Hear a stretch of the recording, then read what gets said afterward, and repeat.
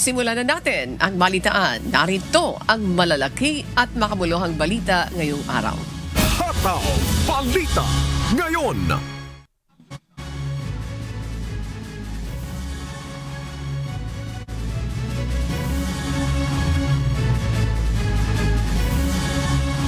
Mahigit 24 na milyong Pilipino na may edad 10 hanggang 64 ang functionally illiterate o hindi naunawaan kung ano ang kanilang binabasa.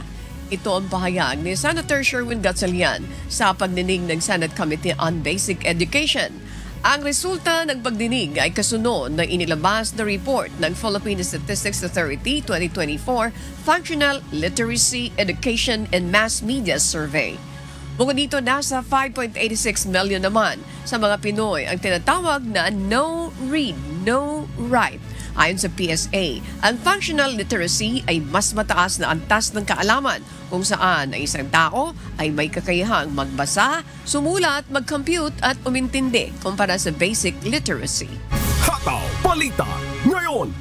Itinanggi ni Senate Majority Leader Francis Tolentino ang umano'y paglilihis ng administrasyon sa issue kaugnay ng pag-aresto kay dating Pangulong Rodrigo Duterte. Ito'y matapos ihayag ni Senator Amy Marcos na bahagi lang ng communication plot ng administrasyon ng mga issue kaugnay ng West Philippine Sea at Troll Farm ng China.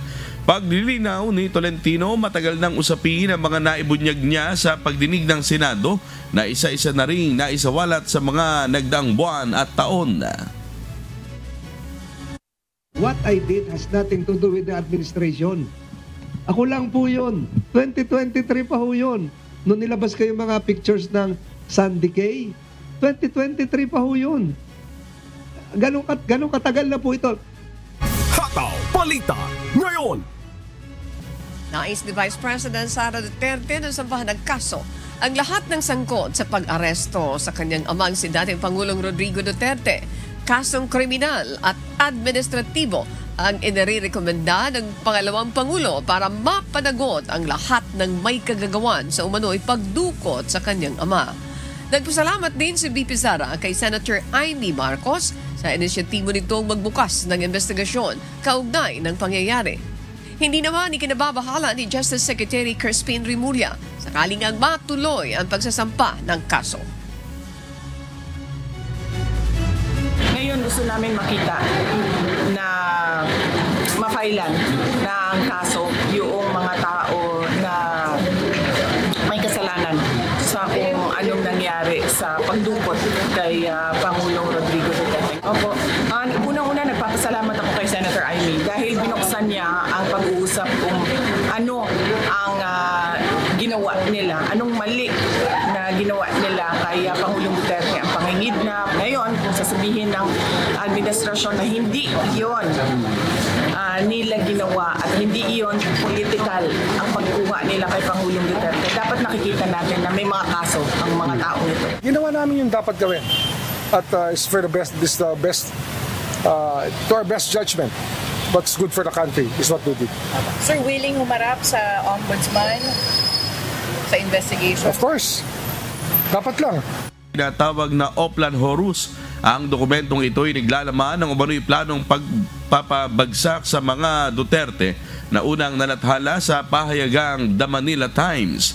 Dawit sa issue ang alyansa para sa bagong Pilipinas ng Administrasyon, House of Representatives, ang lakas CMD at maging si House Majority Leader Zamboanga 2nd District Representative Manix Dalipe sa sinasabing Oplan Horus. Nabanggit sa naturang dokumento ang pag-aresto ng International Criminal Court kay dating Pangulong Rodrigo Duterte, gayon din ang impeachment kay Vice President Sara Duterte. Ang i-address talaga ay yung ugat kasi yung mga mensahe naman na lumalabas sa iba't ibang spaces, whether printed media man yan or online, meron talagang iilang tao na sila yung nagka-craft ng mensahe at nagde-decide na ito yung framing ng message. Ang gusto natin balance, we target disinformation pero hindi natin nakikripple naman yung karapatan na ating mga kababayan or ng media.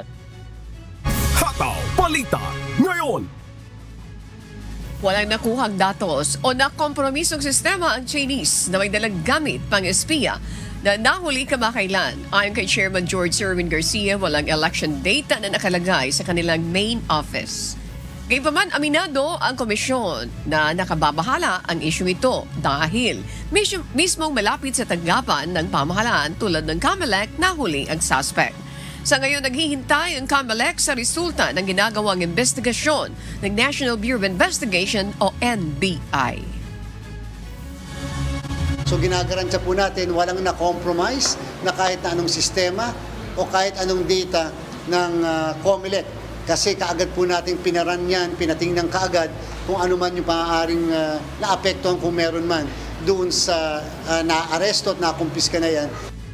Hataw Balita ngayon.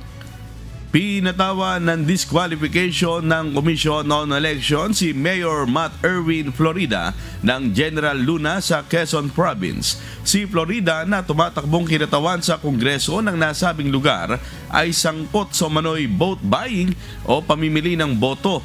Ito'y matapos mamigay umano si Florida ng 1,000 piso kasama ng t-shirt sa isang kampanya.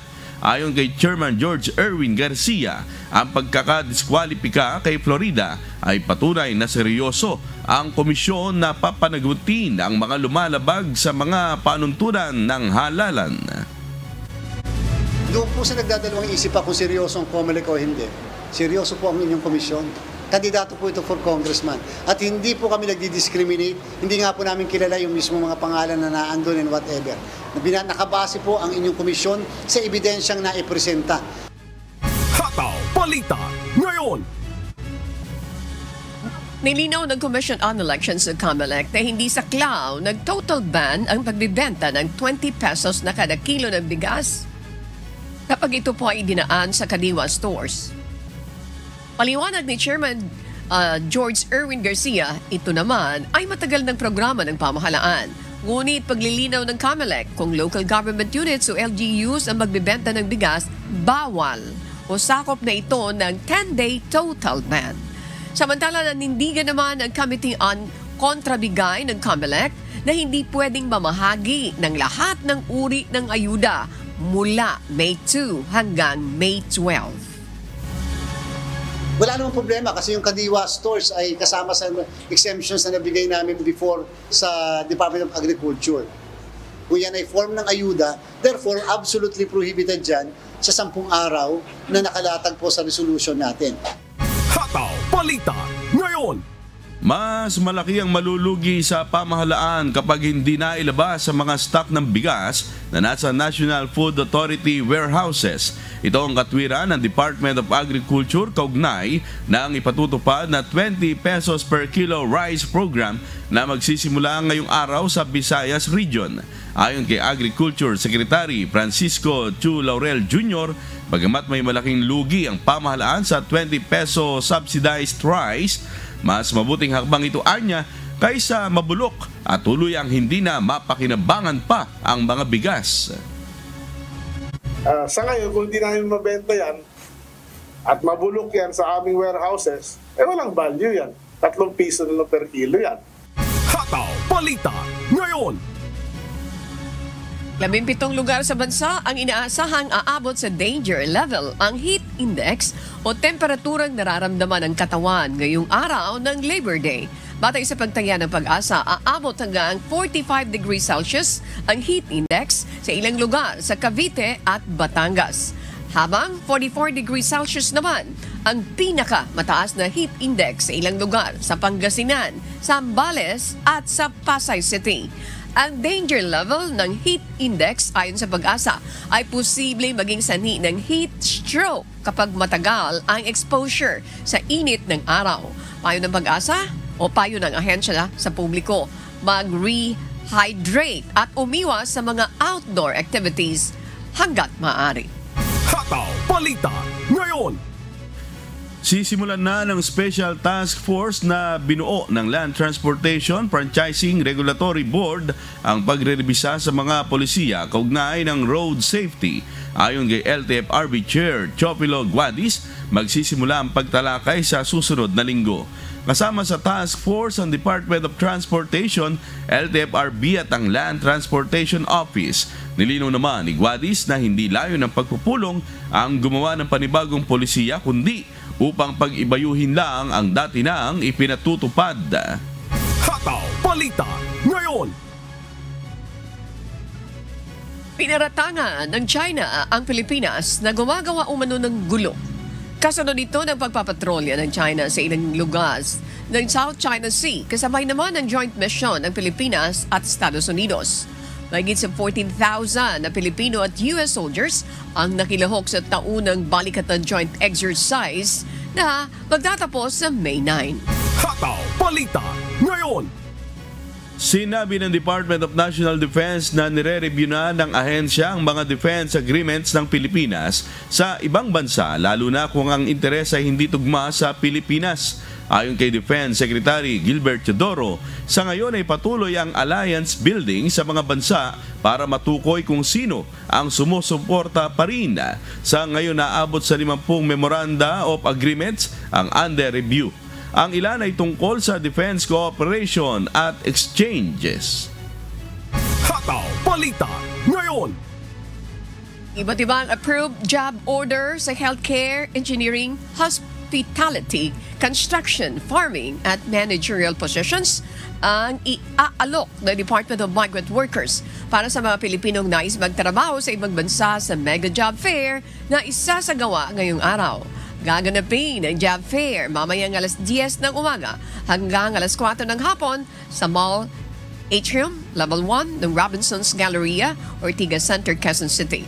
Mayroon higit sa 4,700 overseas job opportunities, land-based at sea-based, mula sa 11 licensed recruitment agencies na katuwang naman ng DMW upang masigurong legal ang hiring process. Paalala sa job seekers, siguraduhin may job fair pass at mas mainam kung makapag-pre-register para maayos na makapagsumiti ng kinakailangang dokumento.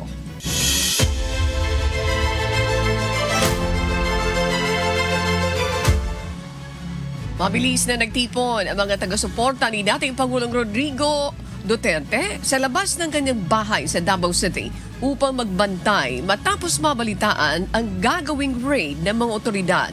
Ito ang umahataw na balita ni Gladys Tuabe live. Hataw Balita ngayon. Gladys, ano ang sitwasyon ngayon dyan? May security forces nga bang dumating? Ani, may ilang mga supporter ni former President Rodrigo Duterte ang piniling manatili at magbantay sa labas ng kanyang bahay dito sa Davao City dahil nga sa sinasabing gagawing raid o search ng PNP. Sinabi nitong naka-document ang lahat at kinukuha nila ang mga pangalan na sangkot. Ito ang naging pahayag ni Congressman Pulong Duterte. Nalaman ng mga Davaoenyo ang umano'y surprise raid sa mga bahay ng dating Pangulo mula sa Facebook Live ng isa sa mga supporter at volunteer.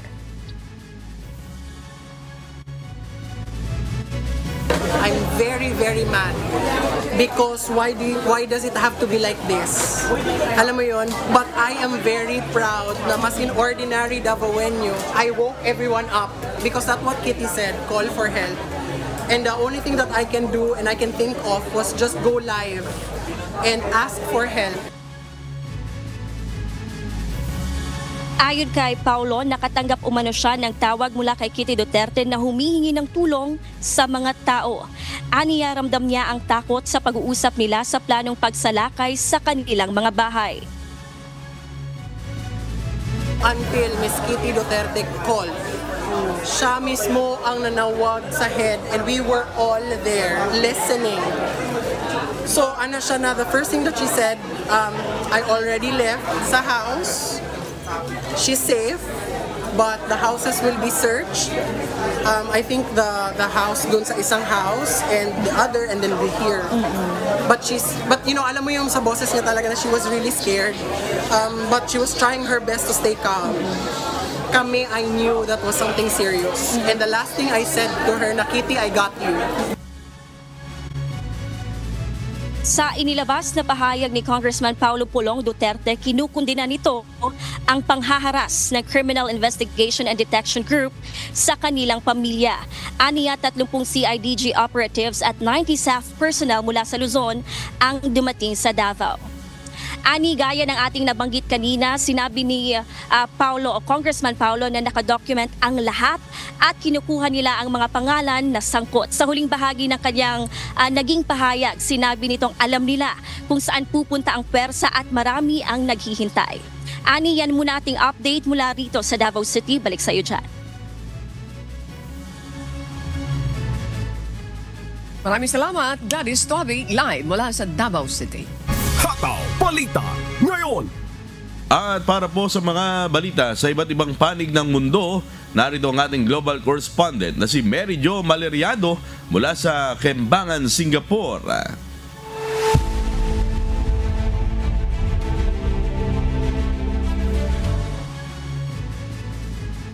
Magandang araw sa iyo, amigo at Ani. Sa loob lamang ng 100 araw, isang proyekto na pinangungunahan ni billionaire Elon Musk ang mabilis na nagbuwag ng ilang ahensya ng gobyerno at nagtanggal ng libo-libong trabaho sa Estados Unidos. Ngunit sa kabila ng malawakang pagbabawas, lalo pang lumobo ang kabuuang gastusin ng pamahalaan. Ito ang humahataw na balita ni Kat Caliado. Hataw Balita ngayon. Sa kabila ng pangakong makakatipid ng bilyong-bilyong dolyar ang tinatawag na Operasyon Doge, ay mabilis na nagbuwag ng 11 federal agencies, nagpasok ng 8,500 kontrata at nagtanggal ng libo-libong trabaho sa loob ng 100 araw. Halos 233,000 federal employees ang nawalan ng trabaho, kabilang 112,000 na nag-resign at 121,000 na sapilitang tinanggal ayon sa mga ulat.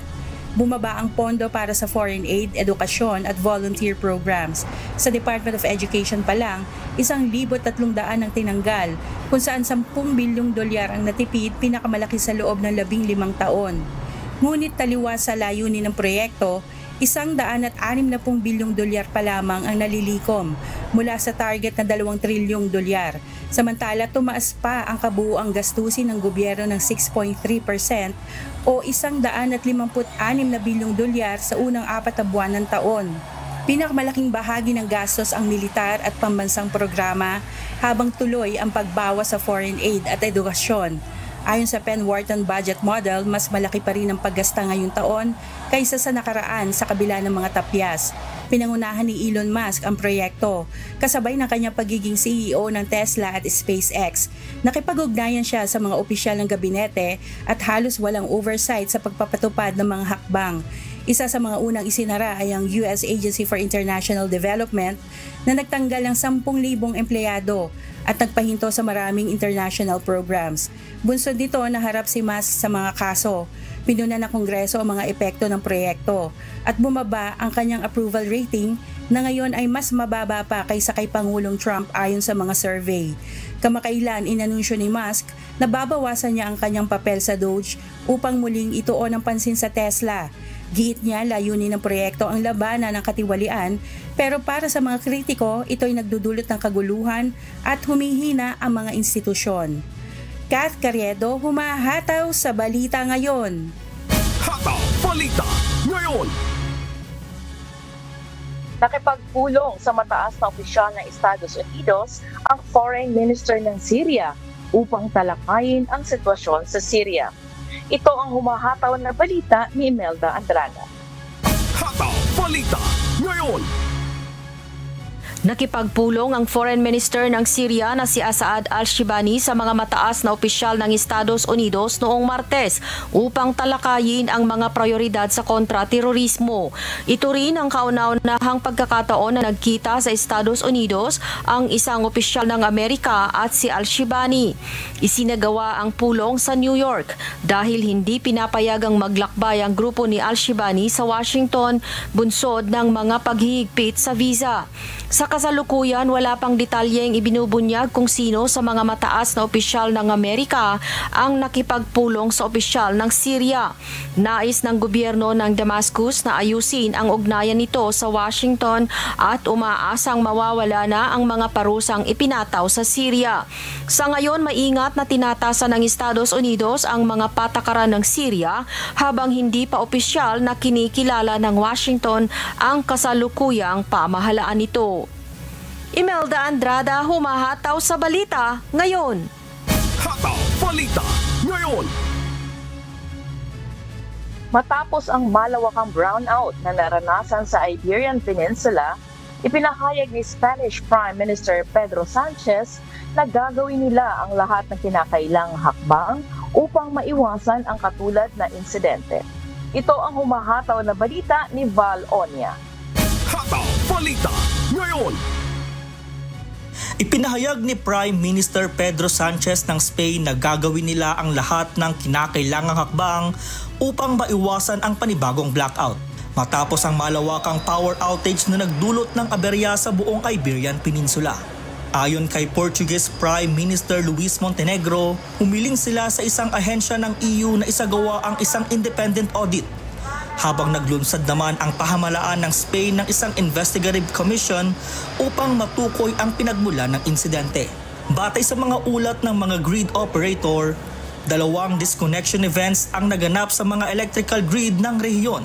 At ang ikalawa sa mga ito ang naging sanhi ng malawakang blackout. Wala ring ebidensya ng human error batay sa paunang investigasyon. Ipinahayag din ng Spanish power company na Red Electrica at ng pamahalaan ng Portugal na wala ring palatandaan ng isang cyber attack na kasangkot sa insidente. Naibalik na ang kuryente sa buong Spain at Portugal, subalit patuloy pa rin ang aberya sa transportasyon, lalo na sa mga paliparan at tren na apektado ng mga kanseladong biyahe.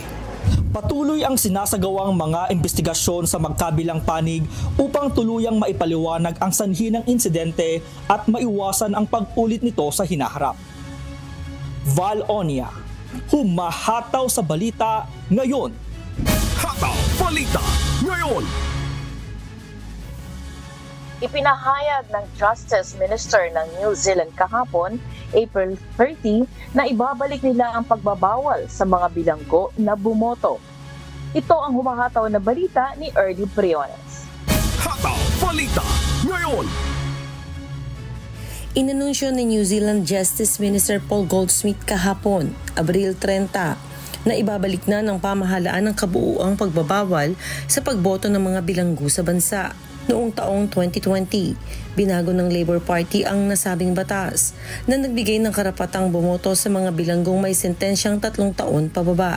Ayon kay New Zealand Prime Minister Christopher Luxon, ang pagiging bahagi ng lipunan ay may kaakibat ng mga karapatan at responsibilidad. Subalit nawawala ang ilan sa mga ito, kabilang na ang karapatang bumoto kapag ang isang tao ay nasa loob ng piitan. We are reinstating a total ban on prisoner voting because being a member of society comes with both rights and responsibilities. And frankly, if you're in prison, you lose those rights, including being able to vote. Layo ng panukalan na ipatupad ang pantay-pantay na patakaran sa pagboto ng mga bilanggo, anuman ang haba ng kanilang sentensya.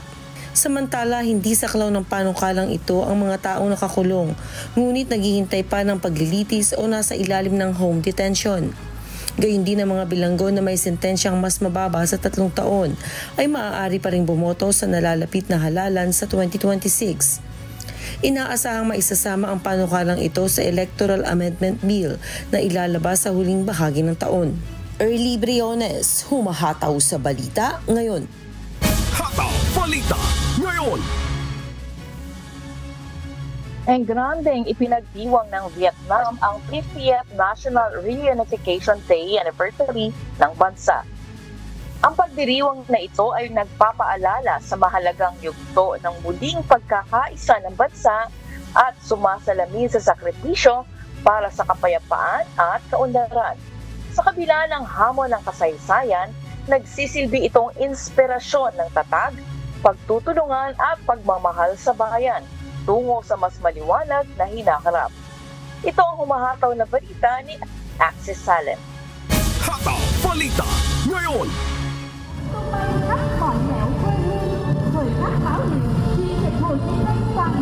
Kasabay na pinagdiwang sa Liduan Boulevard sa District 1 ng Ho Chi Minh City at sa Badin Square sa Hanoi ang 50 anibersaryo ng makasaysayang National Reunification Day.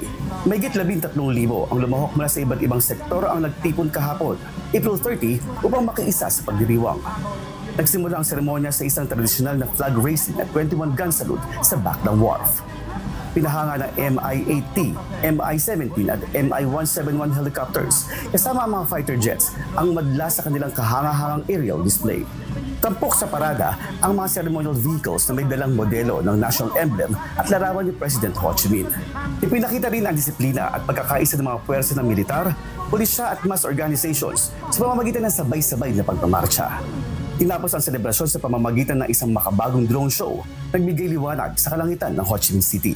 Ipinagdiriwang ang araw na ito bilang paggunita sa muling pagbubuklod ng bansa, isang simbolo ng pagkakaisa at sakripisyo para sa kapayapaan at kaunlaran.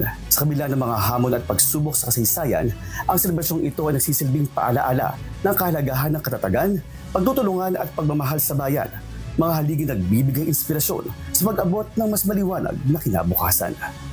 Axis Salem, humahataw sa balita ngayon!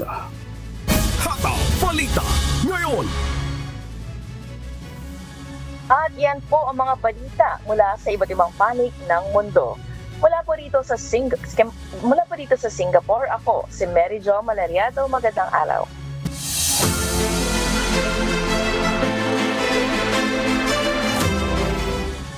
Magsisilbing Special Electoral Board ang higit 500 personnel mula sa Police Regional Office at Regional Maritime Unit sa Davao Region na ipinadala sa Bangsamoro Autonomous Region in Muslim Mindanao ngayong halalan. Si Gladys Tuabi, humahataw! Hataw Balita ngayon! Handa nang magsilbi ang mga tauhan ng Police Regional Office 11 at Regional Maritime Unit 11 sa halalan ngayong May 12. 500 pulis at 41 personnel mula sa RMU ng Davao Region ang ipinadala sa Bangsamoro Autonomous Region in Muslim Mindanao. Ilalim na ang mga ito sa pagsasanay upang magsilbing Special Electoral Board members sakaling kailanganin nilang humalili sa mga guro dahil sa ilang kadahilanan. Isang scenario is that pag walang teachers, sila yung magsiserve. Or another thing is that all the way, sila na po yung ilalagay pagdating nila sa BARM sa Cotabato City na kung saan last minute, kahit na po na-train na natin sila, na nabigyan na po natin sila ng allowance, partial allowances, bigla na lang pong matras on the very day of the elections. So sa ganung pagkakataon, ito pong ating kapulisan ay handang-handa na humalili. Malaki ang kanilang gagampanang papel para magawa ng mga mamamayan sa BARM ang kanilang karapatang bumoto ng ligtas at maayos. We are not from BARM. Wala po kaming special attachment. Alam po natin yung integridad, professionalism at competence ng ating kapulisan dito sa region natin. Samantala, higit 12,000 police personnel kasama ang support units ng pulisya ang ipakakalat sa buong Davao Region. Ay tutulong-tulungan natin na makapag-deploy tayo ng maayos, maganda at makaiwas tayo sa mga nangyayaring shooting incident at sa gayon ay maging peaceful ang ating eleksyon. All-out deployment nating mga kapulisan, integrated patrol operations is in full swing. Lahat ng mga kapulisan nandiyan sa labas. Bukod sa mga nakalatag na operasyon ng mga pulis laban sa kriminalidad, nakatutok din sila sa seguridad ng mga kandidato at key personalities hanggang sa matapos ang halalan. Lalo na at may naitala ng shooting incident sa isang kumakandidato bilang provincial board member sa District 1 ng Davao del Norte sa Tagum City noong Martes ng gabi. Gladys Tuabi, humahataw sa balita ngayon. Hataw Balita ngayon! Magbabantay ang Civil Service Commission sa mga empleyado maging sa opisyal ng gobyerno na magiging partisan o may kinakampihang tumatakbong kandidato ngayong panahon ng halalan. Nagpaalala rin ang komisyon sa mga nagtatrabaho sa pamahalaan sa paggamit ng social media. Si Jerry Galicia, humahataw. Hataw Balita ngayon! Ipinaalala ng Civil Service Commission o CSC mas bate na mahigpit na pinagbabawal sa mga empleyado ng gobyerno ang pagiging partisan o pakikisangkot sa anumang aktibidad na may kaugnayan sa sinumang kandidato. Bate ito sa nilabas na Memorandum Circular No. 3 Series of 2025 kung saan pinapaalalahanan ang mga opisyal at empleyado ng pamahalaan na huwag makilahok sa mga partisan na political activities, lalo na ngayong panahon ng kampanya para sa May 2025 midterm election. Ayon sa CSC, ilan sa mga aktibidad na tinuturing na partisan ay pakikisa sa mga political caucuses, conference, meetings, rallies at parades. Ilan rin sa itinuturing na paglabag ang paglalathala, pagdidisplay at pamamahagi ng campaign materials sa sariling bahay. Pagsuot ng campaign paraphernalia gaya ng t-shirts, caps, pins na may pangalan ng kandidato o political party maliban kung autorisado ng COMELEC. Pagtanggap o pagbibigay ng kontribusyon, pinansyal o anumang uri para sa isang kandidato o partido. Pagiging watcher ng isang kandidato sa mismong araw ng halalan. Pagbibigay ng anumang supplies, equipment o materyales para sa kampanya. Magsasagawa ng monitoring ang CSC sa panahon ng kampanya hanggang sa mismong araw ng halalan sa Mayo 12, 2025 upang matiyak na walang paglabag sa nasabing patakaran. Una kasi, ang mga government employees, ang kanilang employer ay ang gobyerno, ay ang pamahalaan. When we say employer, it's the government that gives us our salaries. So, we are government employees and we are bounded by rules. And the rule actually emanated noong 2016 pa po yan. It is a joint circular of the COMELEC and the Civil Service Commission in 2016. So, government employees are prohibited from partisan political activities as mandated by RA 67-1341 because dagdag pa ng opisyal, dapat rin maging maingat sa paggamit ng social media. Kabilang sa mga pinagbabawal ay pagla-like, pagkukomento, pag-share, pag-repost ng campaign-related content, pag-follow sa official pages ng mga kandidato o political party. Pension of 1 month and 1 day to 6 months. Yan lang sabi ko. First offense. So, ibig sabihin, less grave yan. Pagka nakadalawa ka ng kaso, dismissal. Ang sinumang mapatunang lumabag sa kautusan ay papatawan ng karampatang parusa alinsunod sa umiiral na mga alituntunin ng CSC. Jerry Galicia, humahataw sa Balita Ngayon. Hataw Balita Ngayon. Binigyan ng bakuna laban sa pulmonya ang mga senior citizen na empleyado ng pamahalaang panlalawigan ng Aurora bilang pakikisa sa World Immunization Week ngayong Abril. Nakahanda naman ang Antique na magbigay ng ayuda para sa mga magtuturo ng nawala ng hanap buhay dahil sa aktibidad ng Bulkang Kanlaon. At nagsimula nang mag-operate ang dialysis clinic naman nagdatuhalon sa Kilan Memorial Hospital sa Bonggao, Tawi-Tawi ngayong Abril matapos ang halos isang taong paghahanda. Si Alan Manansala, humahataw. Hataw Balita Ngayon. Sa Aurora, nakiisang pamahalaang panlalawigan sa pagdiriwang ng World Immunization Week sa pangunguna ng Provincial Health Office o PHO, binakunahan laban sa pulmonya ang mga senior citizen na empleyado ng Kapitolyo. Nagbahagi rin si PHO Officer Dr. Mirna Niser ng impormasyon tungkol sa mga bakunang ibinibigay sa iba't ibang health center at ang kahalagahan ng mga ito. Ipinagdiriwang ang World Immunization Week mula Abril 24 hanggang 30. Sa Antique, handa ang provincial government ng Antique sa tulong ng Provincial Disaster Risk Reduction and Management Office at Sakada Desk na matulungan ang mga sakadang naapektuhan ng pagputok ng Bulkan Kanlaon. Karamihan sa mga manggagawa sa tubuhan sa La Carlota, La Castellana at iba pang apektadong lugar ay nakauwi na sa Antique. May 3,000 rehistradong sakada mula sa probinsya na hawak ng 76 na kontratista kaya wala pang natatanggap na ulat na nawala ng trabaho. Gayunman, pinapayuhan ang mga magtutubo na makipag-ugnayan sa kanilang Municipal Social Welfare and Development Office o sa Sakada Desk para sa tulong. At sa Tawi-Tawi, opisyal nang binigyan ng lisensya ng Bangsamoro Ministry of Health o MOH ang kauna-unahang hemodialysis center sa lalawigan ng Tawi-Tawi. Nagsimula nang mag-operate ang dialysis center ng Datu Halun Sakilan Memorial Hospital sa Bungaw matapos ang halos isang taong paghahanda. Bago ito magbukas, kailangang bumiyahe pa ang mga pasyente sa Zamboanga City para sa kanilang gamutan. Dumaan naman sa refresher training sa Basilan Medical Center ang mga nurse at technician ng pasilidad. 3 karagdagang dialysis machine ang nailagay sa IPHO Tawi-Tawi na maaaring mapakinabangan ng mga pasyente sa lugar. Ang center ay inaasang magiging fully operational ngayong buwan. Alan Manansala, humahataw sa balita ngayon.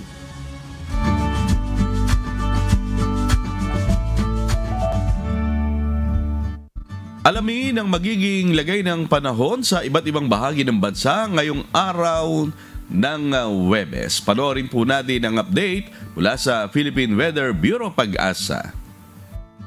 Maligayang araw ng paggawa po sa ating lahat. Ako si Benison Estareja. Ngayong araw po ng Thursday, patuloy pa rin ang mga paulan sa malaking bahagi ng Palawan and Mindanao dahil pa rin yan sa Intertropical Convergence Zone or ITCZ, convergence ng mga hangin galing po sa may northern and southern hemispheres, kaya taasahan pa rin po ang mga pag-ulan doon na minsan ay malalakas. Samantala, yung mainit na hangin naman galing sa silangan, also known as the easterlies, umiihip pa rin po sa natitirang bahagi ng Luzon and Visayas at aasahan pa rin po yung mga pulu-pulong mga paulan lalo na sa may eastern portion ng Visayas.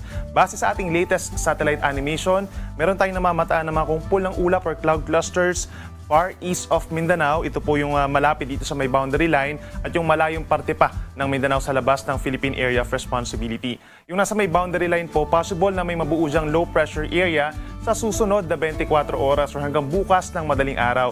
And this low pressure area ang inaasahang magpapaulan sa marami pang lugar sa ating bansa, particular sa may Southern Luzon and Visayas hanggang sa weekend. Kaya patuloy po natin itong mamonitor. Mababa naman yung chance na maging isang bagyo pero inuulit natin, makakaapekto at posibleng mag-cause pa ng mga pagbaha at landslides in many areas of our country. Para naman sa lagay ng ating karagatan, wala po tayong aasahan pa rin na gale warning hanggang sa weekend. Mananatili pa rin banayad ang taas ng mga pag-alon in many areas or seaboards of our country. Nasa kalahati hanggang 1 metro sa malayong bahagi po ng Pangpang. Posible pa rin umabot sa hanggang 1.8 meters or sa 1.5 hanggang 2 metro ang taas ng mga pag-alon kapag meron tayong mga thunderstorms kung saan medyo lumalakas yung hangin kaya medyo tumataas din po yung mga pag-alon. Ang ating sunrise ay 5:34 a.m. at ang sunset ay 6:13 ng gabi. Yan muna ang latest mula dito sa Weather Forecasting Center ng Pag-asa. Ako muli si Benison Estareja na nagsasabing sana mo panahon, Pag-asa magandang solusyon.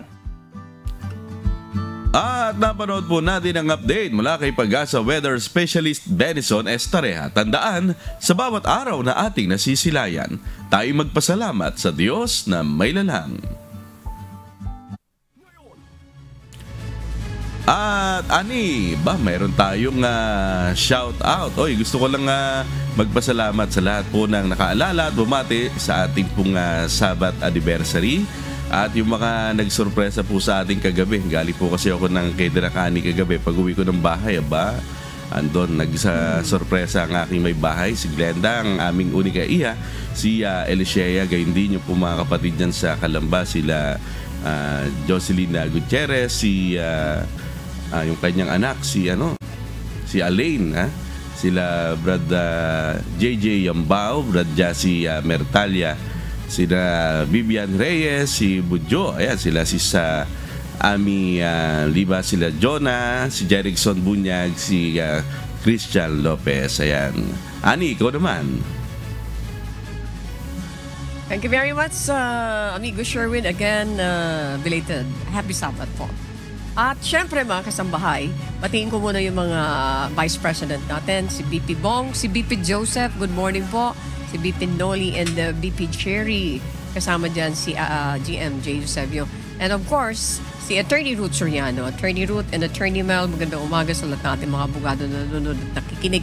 Mami Beth Razon at saka si Brad Idad, si Daddy, good morning po sa inyo. At yung nanay ni Ate Ruth at si Brad Nancy, good morning. Siyempre, kasama ko dito, yan,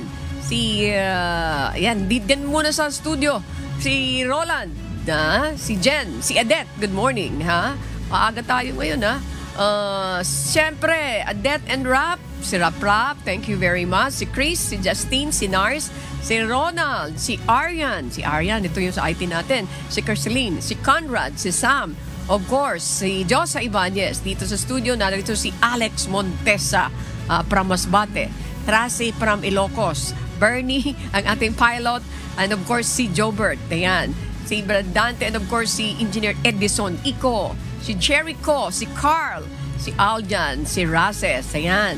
Of course, mga kasama natin naman dyan sa social media. Good morning po sa inyo, kay Sis Flor. And of course, yung mga grupo naman kasama ni Miss Grace Casin. Sa inyo pong lahat sa News Department, maraming salamat. Si Joanne Nano, magandang umaga. Ma'am Hazel. Ano pa yung sa shoutout natin? Doon sa lahat naman nakikinig sa iba't ibang panig ng mundo na nagpaparating po ng pasasalamat at lagi silang nanonood, pagpaumanhin niyo po. Kailangan namin maglista. At sa pagkakataong ito na may sapat tayong oras, may awa ang Diyos. Mabati po kayo. Salamat po. Pero ulitin natin, pag ano po kayo, mag-subscribe. Okay, back to you. Ihabol ko lang si Almira Beroya, si Shet, tsaka si Brad Julio, yung kasama ni Brad Jassy kagabi. Tsaka yung mga kasama nating mga sukay dyan, sila Giliard Dumana, nagpapa-shoutout yan Sila Michael Salazar, sila Brad Randy Forastero, ayan, tsaka sila Juanito, si Kawaning Santiago, ayan, Siyempre si Mami Beth Razon at si Edad, and of course siyempre si Kuya Daniel Razon, si Ate Arlene, ayan, shoutout po sa inyo. At may pahabol ka pa ba, Ani? Si BP Jerry Pangulan, yung UNTV News and Rescue natin, and of course si Dodong. Paborito itong Dodong sa yung mga empleyado daw po ng Dodongs. Laging nanonood yan. Salamat po. Maraming salamat. Ayan. At syempre, yung ating po mga taga-subaybay sa buong Pilipinas at sa iba't ibang panig ng mundo. Ganoon din po yung mga tagapakinig natin ng Hataw Balita ngayon sa Radyo La Verdad 1350. At patuloy po namin kayong inaanyayahan sa sinasagawang mass indoctrination ng MCGI. Day number 14 na po tayo, mamayang alas 7 po ng gabi sa official MCGI social media accounts. Kabilang po ang MCGI channel, ang official YouTube channel ng Members Church of God International. Patuloy din po namin kayong inaanyayahan na makisa sa Global Prayer for Humanity tuwing Lunes hanggang Biyernes alas 9:30 ng gabi. Ito po ay nakastream ng live sa lahat ng MCGI social media accounts. Ang Global Prayer for Humanity ay bukas po sa lahat, anuman ang inyong relihiyon o lahi. Mga kasambahay, kung mayroon po kayong mga storya na nais balikan sa Hataw Balita ngayon, pwede nyo po ito muling mapanood sa aming official social media account. Magtungo lamang po sa UNTV News and Rescue YouTube channel at i-click ang subscribe button. Gayon din po ang aming Facebook at TikTok accounts. Mapapanood nyo rin po rito ang iba pang news programs ng UNTV, pati na po ang iba pang video ng nag-iisang public service channel. Nabanggit ba natin si Tracy? Kaya tara na, subscribe, like, and share. At sa amin pong ibabahaging mga salita ng Diyos na ating sandigan mula sa Aklat ni Juan, Kapitulo 5, Talatang 17. Datapwat sinagot sila ni Jesus, "Hanggang ngayoy gumagawa ang aking Ama, at ako'y gumagawa."